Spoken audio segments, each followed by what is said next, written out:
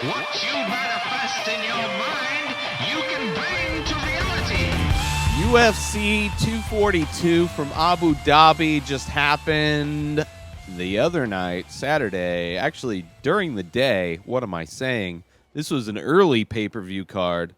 Headlined, of course, by Khabib Nurmagomedov, defending his lightweight belt against Dustin the Diamond Poirier, who's the interim belt holder, or was Khabib stripped of the belt when the whole suspension, or was Dustin? I think Dustin's was just an interim belt.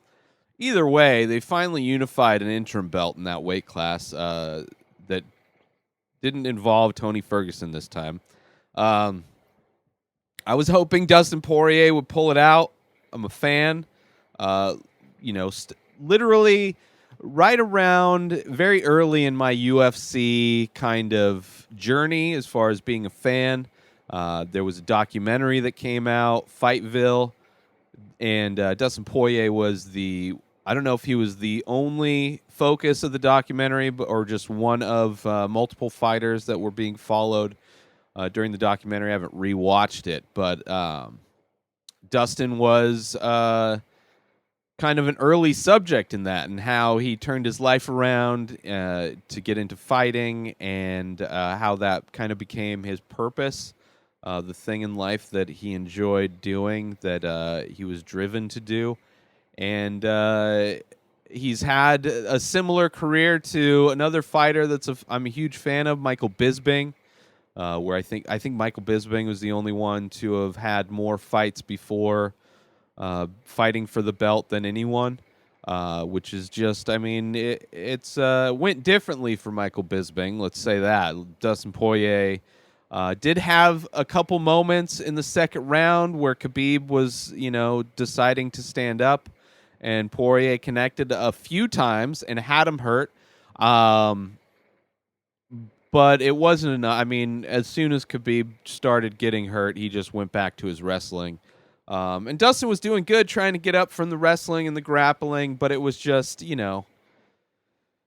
he locked in a couple, tried to go for a couple submissions, tried to go for a guillotine, probably burned his arms out, and just, maybe not the best game plan, I guess, when you're in the moment. I think it's just tough because everybody knows what Khabib's going to do, and it's just almost, he's not like unbeatable. He stands and gets hit. He's getting better at striking, but he's not like a world-class striker. It's just his wrestling is so good. So if somebody needs to, one, be able to hurt Khabib on the feet, which might help that person then avoid getting taken down, because you have to avoid the takedown. If you can't avoid the takedown, good luck. He's not really letting people get in positions to really work any jiu-jitsu. Usually has people pushed up against the fence, so it's hard to get a lot of movement from the bottom position. But I don't know. I'm still, hopefully, Tony Ferguson versus Khabib is the fight. Dustin Poirier, I wouldn't mind seeing Dustin fight Conor in a rematch. I have no desire to see Conor fight Khabib right now. I think he just needs to get a win before he is allowed to fight for the belt. I think he just needs to get a win. And there's a lot of people at lightweight to, give him that opportunity. Fuck, Paul Felder, who was the co-main event against Edson Barboza. A great fight, by the way. Felder, I was hoping was going to win.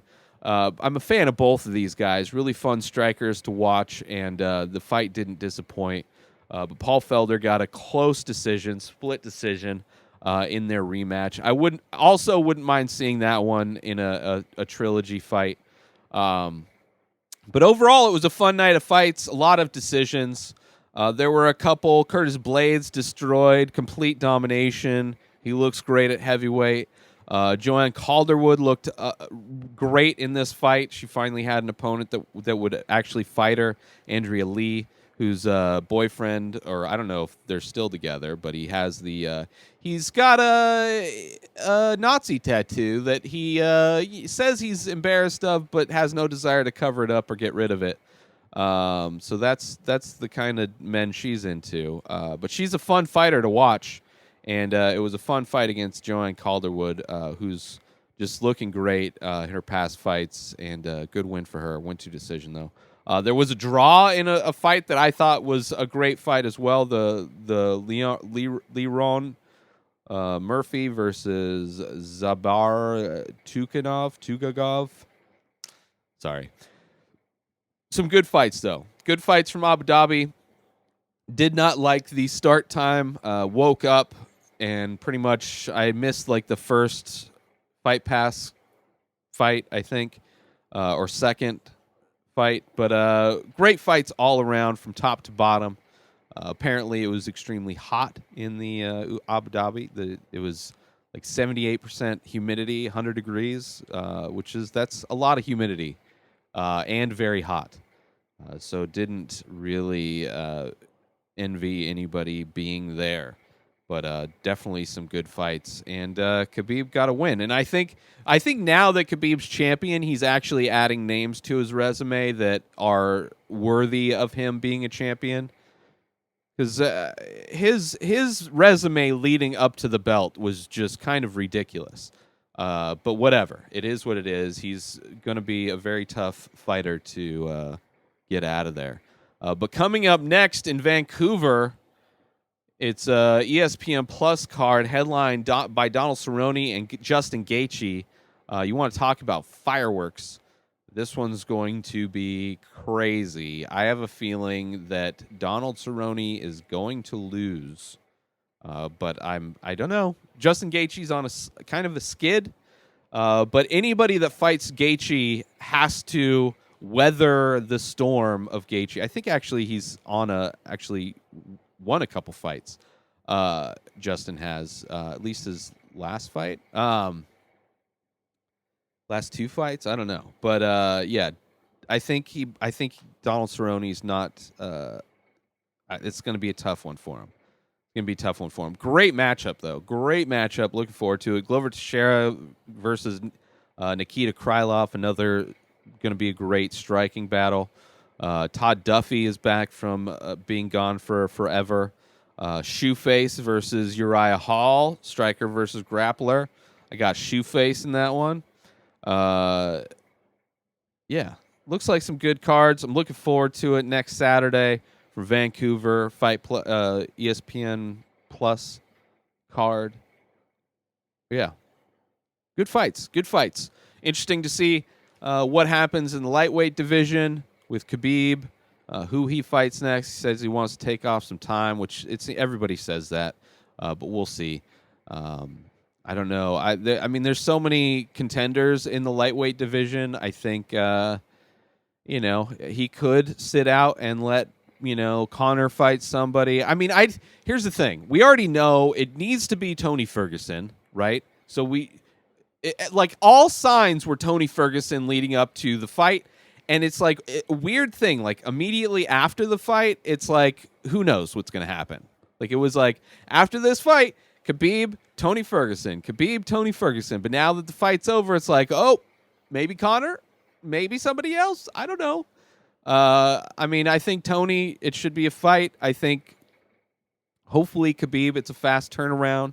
I don't know when Ramadan is, but I know that's a time when they Muslim fighters, it's hard for them to train. So a lot of them might, especially Khabib, takes time off. I don't know when that is in the year. So maybe that's coming up. But either way, hopefully Khabib versus Tony Ferguson actually happens, because I think that would be that's a good. It's been a good matchup for Khabib and still is a good matchup where Tony could have a chance, especially Poirier almost had a few submissions. Maybe not the best position, but I think Tony Ferguson a little bit lankier, a little bit longer. I think might be able to sink those chokes in a little bit better, and might be able to catch Khabib's neck. But we'll see. There's a way to beat Khabib, and it'll be interesting to see which fighter figures it out, because it's a crazy Rubik's Cube of a fighter. But yeah, great fights. That's it for this episode. New episodes of The Ray Taylor Show come out every day. Subscribe on IGTV, YouTube, and everywhere else podcasts are found. Go purchase my original artwork over at InspiredDisorder.com and save 25% when you use coupon code RTS. Follow me on social media at Ray Taylor. Have a wonderful day, everybody. Peace out!